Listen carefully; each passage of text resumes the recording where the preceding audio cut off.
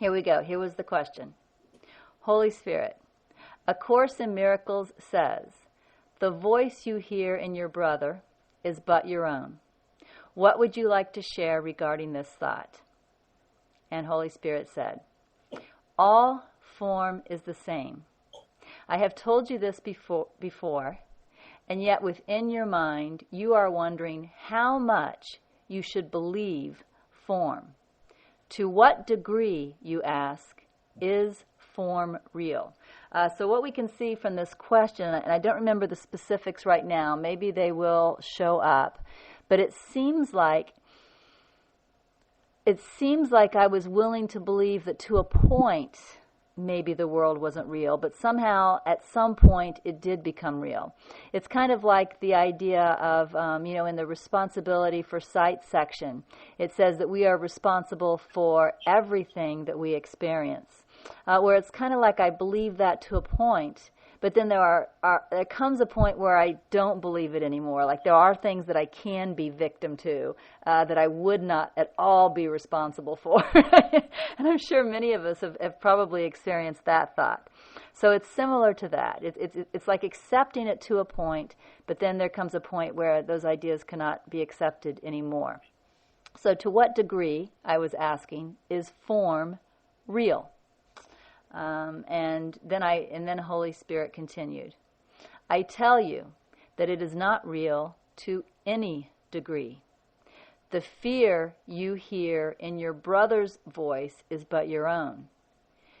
If you choose to believe his fear, you are choosing to hold on to your own. Now the specifics are coming back. I'm remembering now.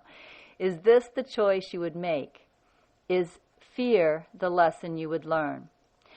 Basically what's happening at this point was I was in communication with a person who had been studying the Course much, much, much longer than I had. And so, I expected, here we go with expectations again, I expected this person to be over, have transcended a lot of ideas. One of those ideas being financial fear.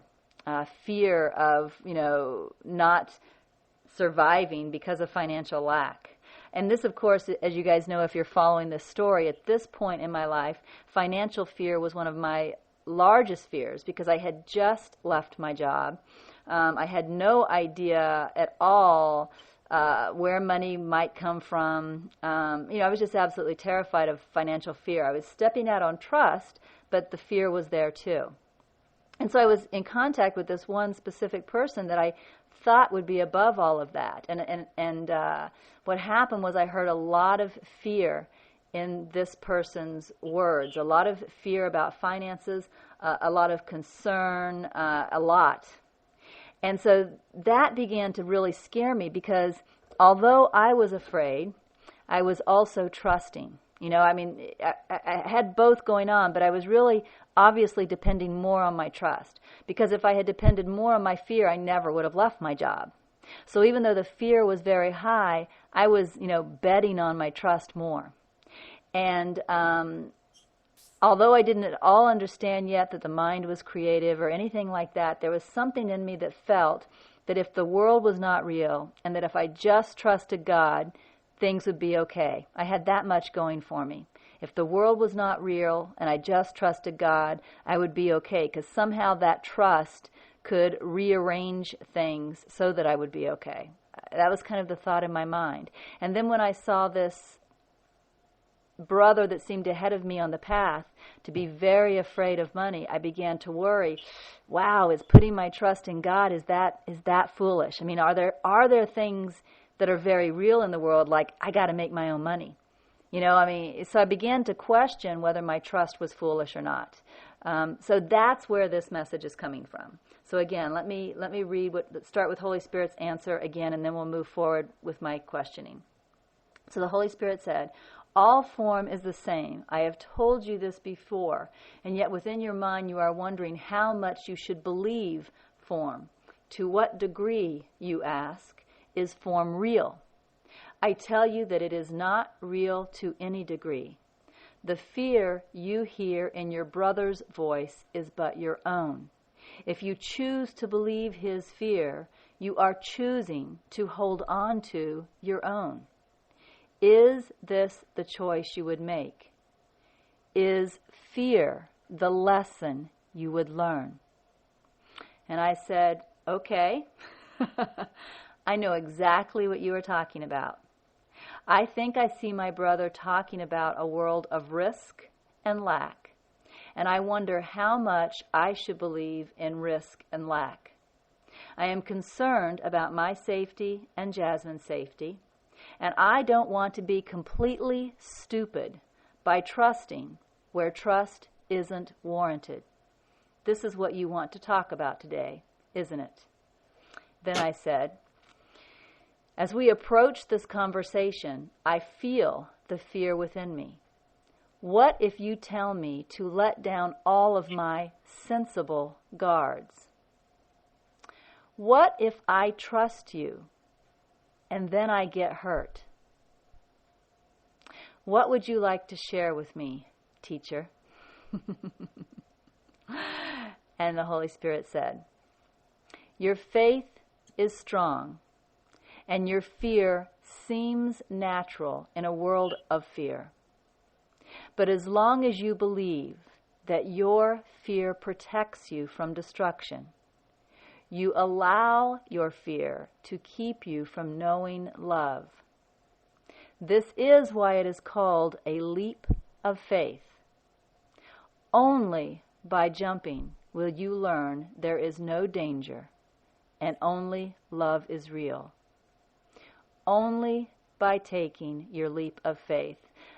Dave the Wave, here we go, right here. This is right back to Abraham sacrificing his son, or at least being completely willing to sacrifice his son. As an example, it's being willing to go all the way in order to learn that love will catch us. If we never go all the way, we never learn that lesson. In fact, I had a very small experience of that this week. Someone asked a question, and I wrote, the question down and asked Holy Spirit to answer it. And Holy Spirit did provide an answer. But somewhere through the answer, I knew the person who asked the question very well, and somewhere throughout the answer, the thought came into my mind, the person's going to fear this answer. This is not going to be comforting for this specific person. They're going to be afraid. And I began to be afraid of delivering the answer to the person.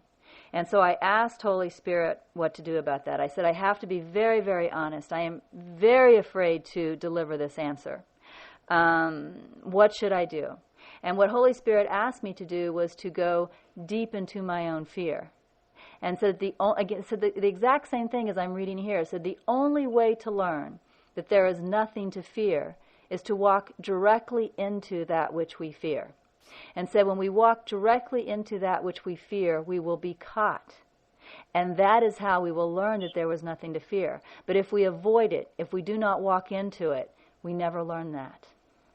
And so I said, still coming from fear but not realizing it, I said, okay, well, can I do that before I deliver this message to that person? Can I go deeply into a fear of mine and be caught so that I will have that story to share with this person, so that I can encourage them as I'm delivering this message? And Holy Spirit said to me, would that be avoiding your fear? And I realized it would be, because my fear was delivering the message. So what I had to do is tell Holy Spirit that I will deliver the message. And so I attempted to contact the person, was not able to reach them. The entire night passed, and even a good part of the next morning passed, and I was not able to reach them. And then at some point, I was planning, I had a plan in my mind, I was planning to sit down and read, and as soon as my butt hit the love seat, I heard Holy Spirit say, type up that message. The Holy Spirit wanted me to type up that message and send it to this person. So I went over to the computer and I started typing it up, and was completely willing, because I was going to walk into my fear and I was going to deliver this message. Started typing it up, and right near the end of the message, right near the part that that I actually was afraid of, but I was now going to deliver. Right near the end of the part, Holy Spirit came into my mind as clear as a bell and redictated the end of the message. The redictation just made me cry. It just made me cry because I knew that this message this person would be able to receive. And then I realized that the first message was for me. The first message was so that I could look at ideas in my mind that I needed to look at. And the idea in my mind that I needed to look at was that I could be responsible for someone else being hurt. That was the idea in my mind that I needed to look at, that I could be responsible for someone else being hurt. And if we hadn't gone through this, I would not have seen that idea in my mind. So I was really, really grateful, but what happened is I was walking right into that fear, and once again, I was caught by the Holy Spirit. Just like, you were saying, Dave, just like, when Abraham was right there with the knife, ready to sacrifice his son, and then an angel of God showed up with a lamb. And that's what this paragraph is saying too. Let me just read this again. It says, your faith is strong, and your fear seems natural in a world of fear. But as long as you believe that your fear protects you from destruction, you allow your fear to keep you from knowing love. This is why it is called a leap of faith. Only by jumping will you learn there is no danger, and only love is real. Only by taking your leap of faith. So we can't sit back and wait to learn trust.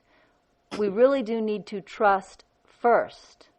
But when we trust first, we learn that our trust was well placed. We are not let down, but we do have to take that first step. So I continued with my questioning. So I seem to have made some big changes lately, but I am still questioning whether I should hold on to my fear as a means of protection. And you are telling me to let the fear go. Just how far shall I go in letting the fear go? Is awakening... I remember I was actually a little pissed off at Holy Spirit at this point. I was a little pissed off. So this next questioning is actually coming from a pissed off energy. If you hear that, it's because it was there. Is awakening like a gentle walk in the woods on a sweet summer day? Or do I have to walk straight through the dark, looking goblins in the eyes in order to awaken?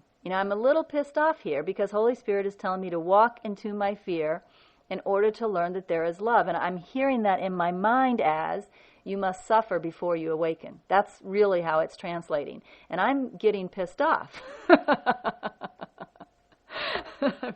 So here's how Holy Spirit answers me. There are no goblins, and that's why awakening is a gentle walk in the woods on a sweet summer day.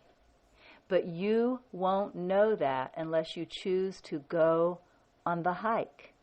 Now, of course, he's totally, using the symbolism that I brought up, but he's making a great, great point. How am I going to learn that awakening is a gentle walk in the woods on a sweet summer day, in a sweet summer day, if I never take the hike? And, if I set back in fear and say I'm afraid to take that step because there's something scary out there, I'm never going to learn there's nothing scary out there. The way that I learned that love is there and that love is all around me and that love is all there is to put aside my fear and take the hike. And of course, he used my symbolism, and the way he used it made perfect sense to me. I saw that. So I said, I guess this is where the rubber meets the road, isn't it? I'm even afraid to ask the next question, but I will. I will put my faith in this voice I have learned to love and trust as an all-knowing and loving guide. Now here's the question I was afraid to ask. What would you have me do now?